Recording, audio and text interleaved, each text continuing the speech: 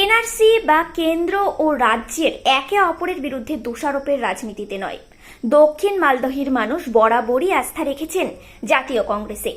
কেন্দ্র বা রাজ্যের যেই শাসক শিবির ক্ষমতায় আসুক না কেন, দক্ষিণ মালদহ কেন্দ্র বারবার কংগ্রেসের দখলে গিয়েছে, কারণ এই অঞ্চলের মানুষ কংগ্রেসে ভরসা পেয়েছেন। কোনো কাব্যকথা নয়, মানুষের সঙ্গে ভাওতাবাজি নয়, বরাবরই সাধারণ মানুষের পাশে থেকেছে কংগ্রেস। তাই তো এবারে রাজ্যের ক্ষমতায় থাকা তৃণমূল কংগ্রেস কেন্দ্রীয় সরকারের বিরুদ্ধে তোলা এনআরসির বিরোধিতা করলেও দক্ষিণ মালদহের লোক ভরসা পেয়েছেন কংগ্রেসে। নব ভোটার থেকে শুরু করে প্রবীণ সকলেই কংগ্রেসের ওপরেই আস্থা রেখে এবার ভোট দিয়েছেন। একদিকে যখন কেন্দ্র রাজ্য সরকার একে অপরের বিরুদ্ধে নানান অভাব অভিযোগ তুলে ভোট প্রচার চালিয়ে গিয়েছেন, সাধারণ মানুষের মন জয় করার চেষ্টা করেছেন, তখনও কিন্তু দক্ষিণ মালদহের মানুষ ভরসা পেয়েছে জাতীয় কংগ্রেসে। তাই তো এই লোকসভা নির্বাচনে 1,28,000-এর বেশি ব্যবধানে জয় মিলেছে জাতীয় কংগ্রেসের। এনআরসি সিএএ নিয়ে যখন কেন্দ্র রাজ্যের সাধারণ মানুষকে, বিশেষ করে সংখ্যালঘুদের ভুল বার্তা দিয়ে দিচ্ছে, দক্ষিণ মালদার সংখ্যালঘু মানুষ তারা তাদের ভরসা রাখতে পারছেন না। কংগ্রেসের দাবি সংখ্যালঘুরা এনআরসি সিএএ এর সব বিষয় জানে, তাদেরকে ভোট আসলেই এনআরসি সিএএ বিষয়ে ভুল বোঝানো হয়, ভয় দেখানো হয়। সেই ক্ষেত্রে সংখ্যালঘুদের বোকা আর বানানো সম্ভব নয়। এবারের নির্বাচনে তারা বুঝিয়ে দিয়েছেন। না, সারা পশ্চিমবাংলায় আমাদের তৃণমূলের ভালো রেজাল্ট হয়েছে, আপনারা দেখেছেন। আমাদের মালদা জেলায় ব্যতিক্রম হয়েছে। মালদা জেলা আপনারা জানেন যে আমাদের প্রয়াত নেতা এবি গনি খান চৌধুরীর জেলা, সেখানে সবসময় কংগ্রেস আগিয়ে থাকত। গতবার তারা একটু পিছিয়ে ছিলেন, এবার তারা একটু আগিয়ে গেছেন। আমি মনে করব যে এটা আমাদের তৃণমূলের যারা নেতৃত্ব মালদা জেলার, আমরা যারা নেতৃত্ব, এটা আমাদের ব্যর্থতা, আমাদের ভুল। আমরা মানুষকে সঠিকভাবে বোঝাতে পারিনি, আমরা মানুষের কাছে সঠিকভাবে পৌঁছাতে পারিনি, আমরা মমতা ব্যানার্জির উন্নয়নের কথা মানুষের কাছে তুলে ধরতে পারিনি, যার জন্য আমাদেরকে এই রেজাল্ট দেখতে হয়েছে। এর জন্য আমি আমাদের জেলার যারা নেতৃত্ব আছেন, জেলার যারা নেতারা আছেন, আমরা ইনক্লুডিং আমিও তার মধ্যে আমাদের ব্যর্থতা। সংখ্যালঘুদের মাইনরিটির ভোট নিয়ে কংগ্রেস বলছে যে আপনাদের এনআরসি এর প্রভুত্ব। দেখুন, এই কথাটা সঠিক না যে এনআরসিএ হবে বলে সংখ্যালঘু আমাদের সঙ্গে গতবার ছিল এবার নেই, এই ধারণাটা ভুল। কারণ হচ্ছে সংখ্যালঘুরা আমাদের সঙ্গে আছে। সংখ্যালঘুর ভোট আপনি বলুন না, মালদা জেলা বাদ দিয়ে আপনি যদি সারা পশ্চিমবাংলায় দেখুন, সংখ্যালঘুরা কার দিকে? সংখ্যালঘুরা দিদির সঙ্গে, সংখ্যালঘুরা টিএমসির সঙ্গে। তো সেখানে আপনারা বলছেন এই কথাটা কেন যে সংখ্যালঘুরা? কংগ্রেস বলতেই পারে, কংগ্রেস তো ওনাদের নিজেদের ব্যাপারটা। কিন্তু আমরা বলবো যে তৃণমূলের সঙ্গে সংখ্যালঘু ভোট আছে, এবং আপনারা বিগত দিনে দেখেছেন, আগামী দিনেও দেখবেন। মালদা জেলায় ব্যতিক্রম, মালদা জেলায় ব্যর্থতা। আমরা নিজেরা যারা নেতৃত্ব আছি, আমরা তাদের ঘাড়ে আমরা নিজেরাই নিজেকে স্বীকার করে নিচ্ছি যে আমাদের ব্যর্থতা আমাদের ফ্যামিলি। কী করা উচিত? দল ভাববে, দলকে পরিচালনা করবে। আমরাও নিজেরা যারা আমরা জেলা কমিটিতে আছি, তারাও নিজেরা আমরা আলোচনা করব যে কোথায় আমরা কম পেয়েছি, কেন কম পেয়েছি, সেটাকে আগামী দিনে কীভাবে ঠিক করা যাবে, সেগুলো আমরা নিশ্চয়ই ভাবব। দল ভাববে না, যদি দল না ভাবে, আমরা যদি না ভাবি, তাহলে আগামী দিনে আস্তে আস্তে তৃণমূল কংগ্রেস এখানে আরও উইক হয়ে যাবে। তখন দেখা যাবে যে আজকে আমরা যেসব জায়গায় কন্টেস্ট করছি, যেসব জায়গায় আমরা ফাইটিং করছি, তখন আমরা ফাইটিং করতে পারবো। সুতরাং আমি বলবো যে দলকে এটা বিবেচনা করা উচিত, দলের নেতৃত্ব বিবেচনা করা উচিত, এবং আমাদের মালদা জেলার নেতৃত্ব যারা আছেন তাদেরও বলবো যে তারাও একটা আলোচনা করা উচিত। আলোচনা না করলে বোঝা যাবে না যে আমরা কেন কীভাবে হারাবো। দক্ষিণ মালদায় কংগ্রেস ভালো ভোট পেয়েছে, সেটা আমিও স্বীকার করছি আপনাদের মাধ্যমে। কারণ হচ্ছে মানুষ ভরসা রেখেছে কংগ্রেসের, মানুষ আমাদের উপরে ভরসা রাখতে পারেনি, তৃণমূল কংগ্রেসের নেতৃত্বের উপরে ভরসা রাখতে পারেনি। তৃণমূল কংগ্রেসের যারা নেতৃত্বরা আছে তারা কিন্তু ব্যর্থ হয়েছে। এই ব্যর্থতার জন্য আজকে কংগ্রেসের এই সুযোগ। আর মানুষ কংগ্রেসের প্রতি আস্থা বিশ্বাস বেশি রেখেছে, আমাদের প্রতি কম করে। উত্তর মালদার ক্ষেত্রেও কিন্তু সেম জিনিস, বিজেপি জিতেছে। আমি তো বলবো যে 2019-এ যেটা হয়েছিল, মসু আর ঈশাবাবু লড়ে যেটা বিজেপিকে জন্ম দিয়েছিলেন, এবারও ঠিক তাই হয়েছে যে আমাদের কংগ্রেস এবং টিএমসি লড়াইতে আজকে বিজেপি আবার বেরিয়ে গেছে। নাহলে আপনি টিএমসি আর কংগ্রেসের জোট দুটো ভোটকে আপনি যোগ করে দেখুন বিজেপি কোথায় হাওয়া হয়ে গেছে। সেই হারের পর্যালোচনা করার জন্য করবেন? অবশ্যই এই হারের পর্যালোচনা হওয়া উচিত। আমি দলের হাইকমান্ডদেরকেও নেতৃত্বদেরকেও বলবো যে মালদা জেলাকে নিয়ে বসে একটা হারার কারণটা কি, জাস্টিফিকেশন কি, অ্যানালাইসিস দেওয়া উচিত যে আমরা কেন হারলাম। মানুষের দরবারে কি আপনারা গেছিলেন বা কি মনে হচ্ছে? আমরা মানুষের দুয়ারে গেছিলাম, আমাদের নেতৃত্বরা গেছিলেন, যার যেখানে ডিউটি পড়েছিল সেখানে গেছিল। আমার ভাগে যেটা পড়েছিল আমিও সেটা করেছি। শহরে আমাদের দায়িত্ব ছিল, শহরেও আমরা করেছি। শহরে কাউন্সিলররা ছিলেন, কাউন্সিলররা করেছেন, চেয়ারম্যানরা করেছেন, ভাইস চেয়ারম্যানরা করেছেন, সবাই কিন্তু করেছে কাজ। মানুষ গ্রহণ করেনি, সেটা আমাদের দুর্ভাগ্য, কিন্তু মানুষ তারা কিন্তু কাজ করেছে। দায়ী আমাদের জেলার নেতৃত্ব এবং আমরা যারা জেলার নেতৃত্ব আছি তাদের। এটা একটা আমাদেরও প্রশ্ন, প্লাস দলেরও প্রশ্ন আছে। এটা দলেরও, যখন আপনারা জানেন যে আমাদের নেতৃত্বরা এসেছিলেন, তারা কিন্তু এই কথাটা কিন্তু বারবার আমাদেরকে বলেছিলেন যে আপনারা নিজেদের ভোটগুলো কিন্তু সঠিকভাবে করে নিচ্ছেন, অর্থাৎ মানে কাউন্সিলর, গ্রাম পঞ্চায়েত, পঞ্চায়েত আপনারা করছেন, এই লোকসভা থেকে আপনারা পিছিয়ে যাচ্ছেন কেন, সেটাই কিন্তু জোর দিতে হবে। এবার আমার মনে হয় দল এটা নিয়ে বিবেচনা করবে এবং দল ভেবেছে যে আমরা কাউন্সিলর জিতে যাচ্ছি, পঞ্চায়েত জিতে যাচ্ছি, হয়ে লোকসভা আমরা জিততে পারছি না, এটা কেন হচ্ছে? একবারও পাননি আমরা, একবারও পাই। সেই জায়গায় আমরা বলবো যে দল চিন্তা ভাবনা করছে, রয়েছে, দল ভাববে। আর আমাদের যারা নেতৃত্ব আছেন তাদের তো নিশ্চয়ই ব্যর্থতা বলবোই আমি। আমরা যখন হেরে গেছি তখন ব্যর্থ হব। দক্ষিণ মানুষরা আমাকে যেভাবে আশীর্বাদ দিয়েছেন, দুয়া দিয়েছেন, আমি ওদেরকে ধন্যবাদ জানাই। এরকম একটা ভালোবাসা যেভাবে দিয়েছেন, আমি খুব গর্বিত যে মালদার মানুষ আমাকে এভাবে ভালোবেসেছেন। মানুষের যে সবাইকে আমি আমার ভালোবাসি এবং আমার শুভেচ্ছা জানাই। মানুষের যে সমস্যাগুলো রয়েছে, কী কী সমস্যা পার্লামেন্টে আওয়াজ হয়? দেখুন, আমাদের মালদার বড় সমস্যা হচ্ছে আপনার পানি জলের সমস্যা। আর্সেনিক মুক্ত জল অনেক জায়গায় পাওয়া যায় মালদা মুর্শিদাবাদে। আমাদের সমস্যা হচ্ছে আপনার গঙ্গা ভাঙন। আমাদের সমস্যা হচ্ছে আমাদের শ্রমিকদের বড় সমস্যা। আমাদের এখানে চাকরি পাওয়া যায় না, তার জন্য আমাদের অনেক লোকদেরকে বাইরে যেতে হয়। প্লাস আমাদের বিড়ি শ্রমিকদের সমস্যা আছে। তো এরকম অনেকগুলো সমস্যা আছে, এগুলো আমরা তুলব পার্লামেন্টে। আমাদের সরকার যদি আসে তাহলে আরও স্পিডে আমরা কাজ করতে পারব। আমাদের সরকার যদি না আসে তবু এগুলো বিষয় তুলব, লড়াই করব, যাতে এগুলো বিষয় তাড়াতাড়ি সমাধান। এগুলো লড়াই বিষয় গোটা মালদার জন্য। এখন আমার দায়িত্ব বেড়ে গেছে। আগে একটা বিধানসভার বিধায়ক ছিলাম, এখন 7টা বিধানসভা একসঙ্গে। তো এইগুলো কমন বিষয় আমাদেরকে ট্যাকল করতে হবে, লড়াই করতে হবে। 2021-এর যে ভোটটা কমে গেছে, 2019-এ যে সংখ্যালঘু এনআরসি বিষয়টি ওখান থেকে বলতেন, এবার এত ভোট কেন, সংখ্যালঘুরা এত ভোট দিল কেন? হ্যাঁ, আমাদের 2021 সালে সমস্যা ছিল যে এত ভয় দেখিয়েছে দুটো রুলিং পার্টি, বিজেপি এবং টিএমসি, এনআরসি বিষয়। যেহেতু কয়েক বছর আগে আসামে এনআরসি হয়েছিল, তাতে মানুষরা অনেক ভয় খেয়েছে, তাহলে ওরা ফ্রি মাইন্ডেড ভোট দিতে পারেনি।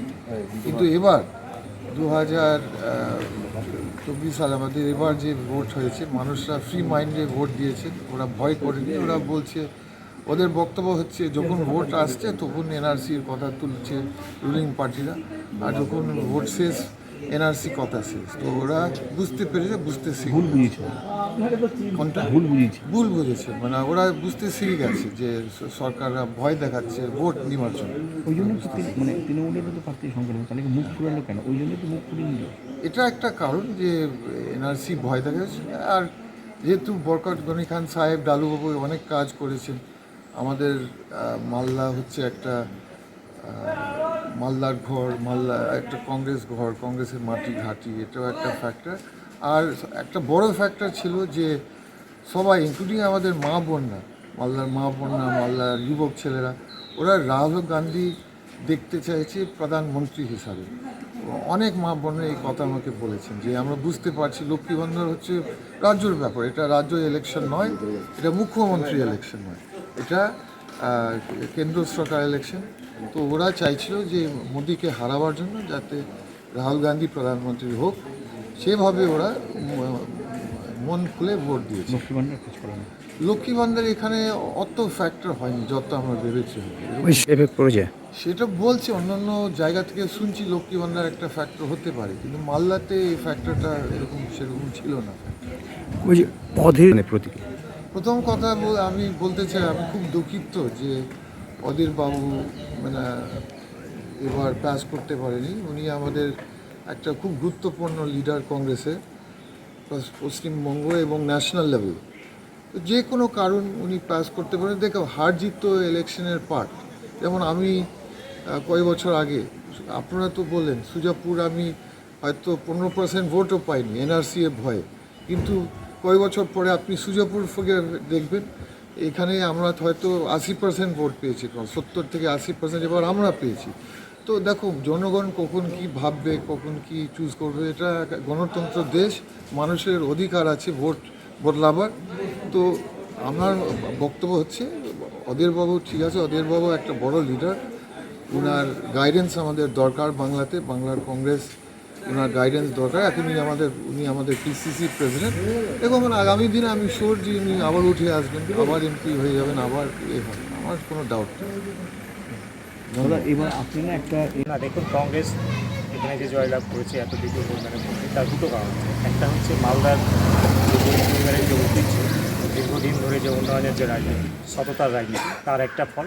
আর দ্বিতীয়ত হচ্ছে গোটা ভারতবর্ষ জুড়ে কংগ্রেসের যে ম্যানিফেস্টো, যে প্রোগ্রেসিভ ম্যানিফেস্টো, তার একটা ফল। এই দুটো ফল থেকেই আমরা আজকে এই বিপুল ভোটে এখানে জয়লাভ করেছি।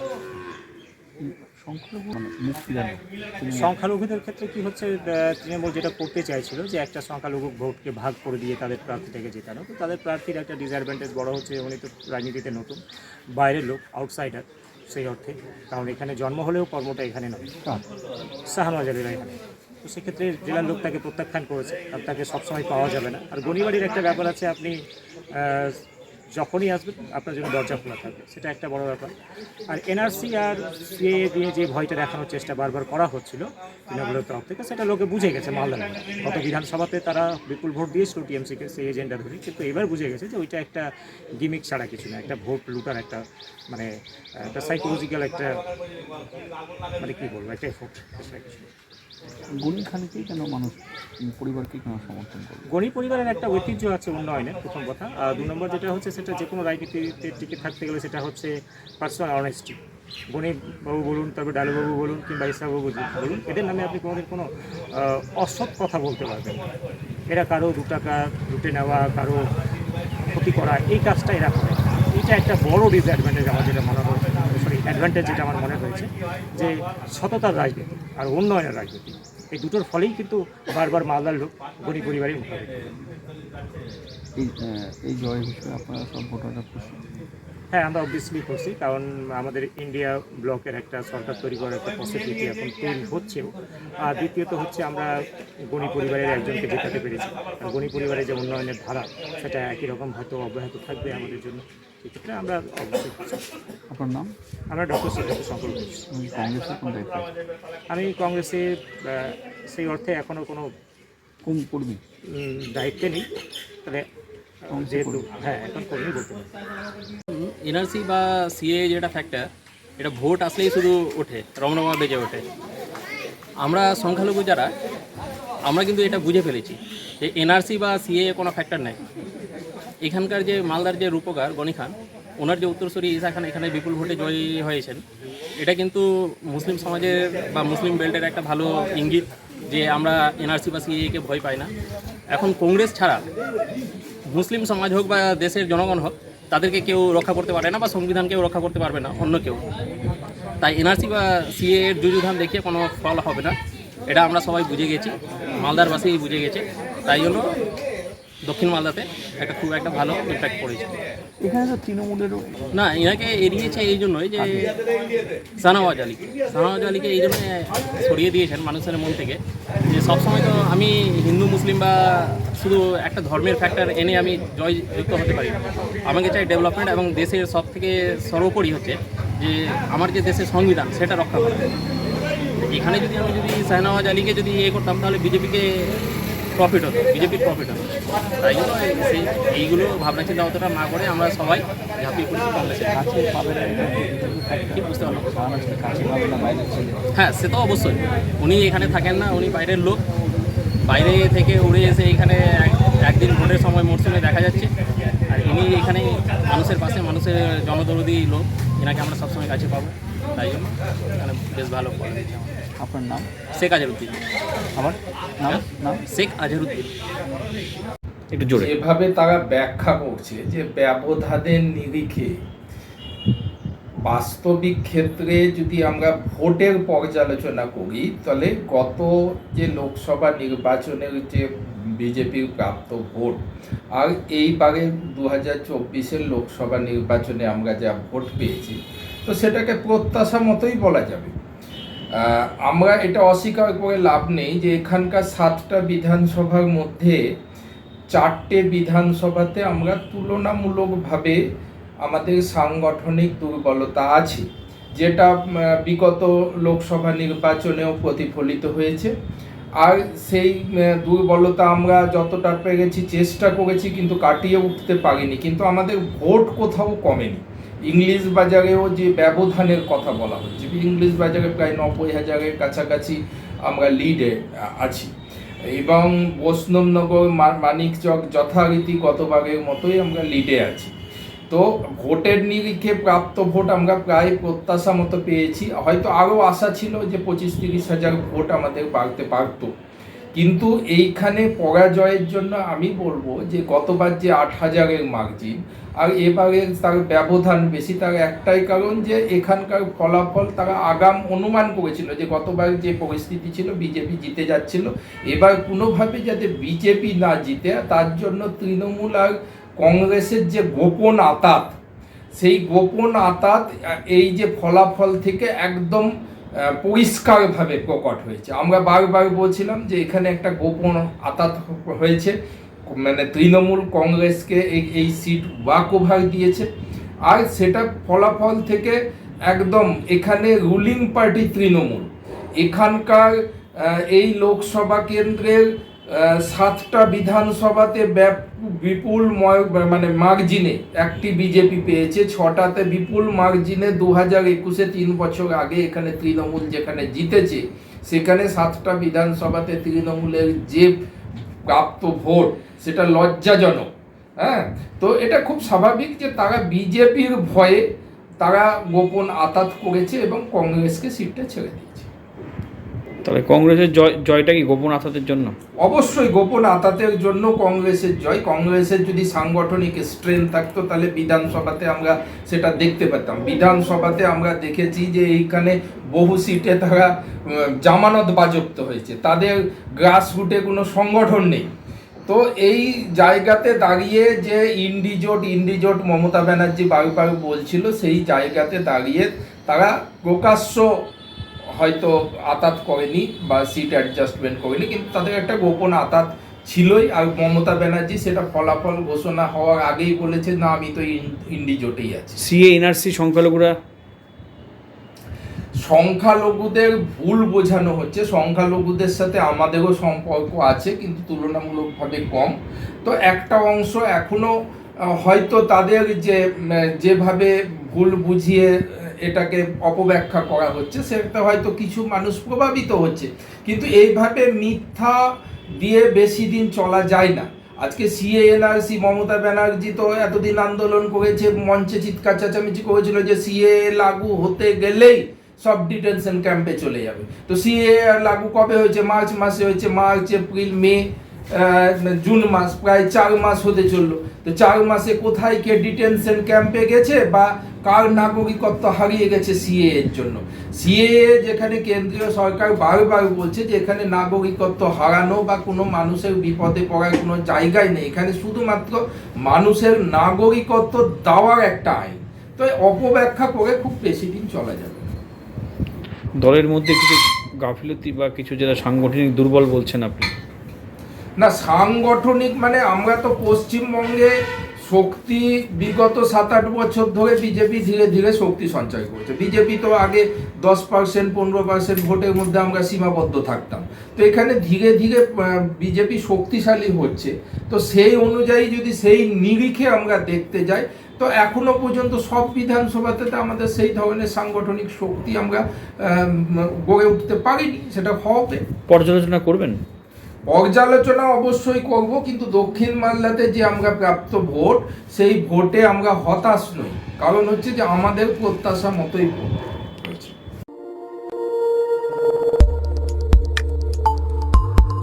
দেখতে থাকুন নিউজ প্রাইম টাইমস, আপনাদের সাথে আপনাদের পাশে।